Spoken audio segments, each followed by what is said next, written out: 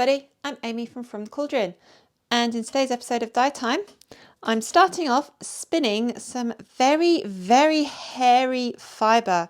This is so hairy, it's going everywhere.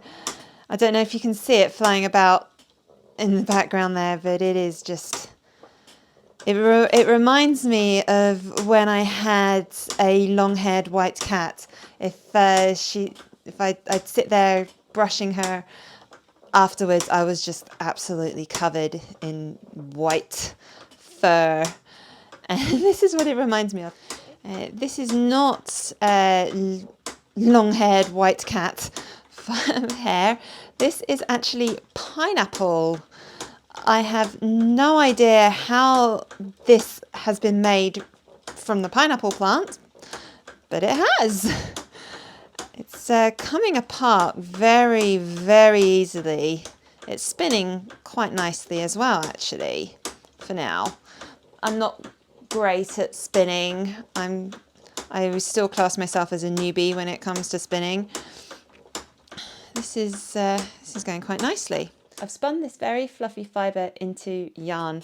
Who knew that pineapple would be quite as fluffy as this? You can still see lots of just hair everywhere. I am completely covered. And now I'm going to go soak this in soda ash and water while I get everything ready to dye this yarn. This pineapple yarn has been sitting in soda ash and water for several weeks, if not a month. It's been a little while since I've been able to get back to this, and I have a bit of dye left over from another project which I thought I would use for this. It is scarlet fibre reactive dye from Dharma, and I am just going to hand paint on some of it here and just give it a little massage through. Now with fibre reactive dyes, you can't leave them in water.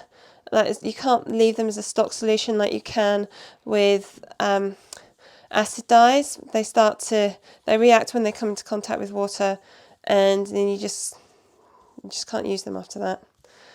So I'm just going to spread this out a little bit, massage it through. And I think I'm going to leave it like this because you've got a nice dark red to this side, and it's I'm trying to spread it down, and it's almost a sort of orangey one at that end, which I think that wasn't my original intention, but I think it's fun. And have some nice variation on this. Yeah, you can see already that side is definitely darker than that one. So I'm curious to see if it will stay like that. Mop up some of this extra dye. The dye is in solution, and when I was using the dry dye powder, I did have my mask on. I've still got my gloves on, and you can see that I have protected my surface with a towel and cling film. So because this is a plant-based fibre, it just needs time, so I'm going to wrap this up and leave this for a couple of days, and then we can wash it. This pineapple yarn has been sitting here for 2 days, so let's unravel it and wash it. Now I am expecting there to be a lot of red come out in the first rinse. I'm not going to panic, because this is what fibre reactive dyes and plant-based fibres do, and reds are quite a notorious bleeder as well. So yeah, I'm not worried. So let that soak for a little bit. That does look scary, particularly when you compare it to an animal-based fibre. If this amount of colour was coming out with an animal-based fibre, I would be very worried. Something would have gone very wrong in my dyeing process, and so I'd have to reheat with a whole ton of vinegar and cross everything that it would set. But because this is a plant-based fibre, I'm not worried because this is just what plant-based fibres do. They don't take all the dye. And actually this water is a lot clearer than, a lot lighter, sorry, than the last one. Now the best way I've found to wash all plant-based fibres is to just let them soak, because it does take a long time and it saves me standing here for hours rinsing until the water becomes clear. So I've got a little pot of cold soapy water and I'm just going to let this soak in that, and then I'll change the water every couple of hours until the water's clear. Now because this is a red, it might not ever be completely clear, but I will do my absolute best. And here is the finished pineapple yarn. Now I tried to dye this in a way that made it look like it was dip dyed without it being dip dyed. And if I put these two ends together, you can see that end is definitely paler than that end, but it is very, very subtle.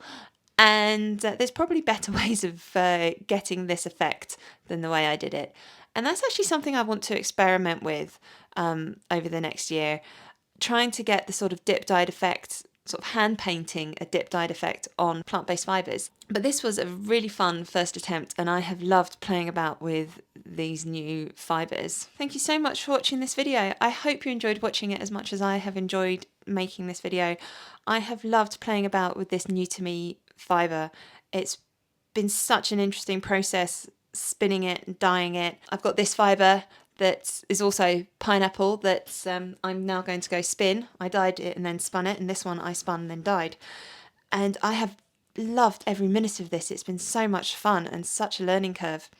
What have you thought of this video? Please let me know down in the comments. I publish a new video every Monday, usually around 6 PM UK time. And I'm hoping to do more of this sort of video in the future where I experiment with new and unusual fibres. So make sure that you've got notifications turned on so you don't miss any new videos. Thank you so much for watching.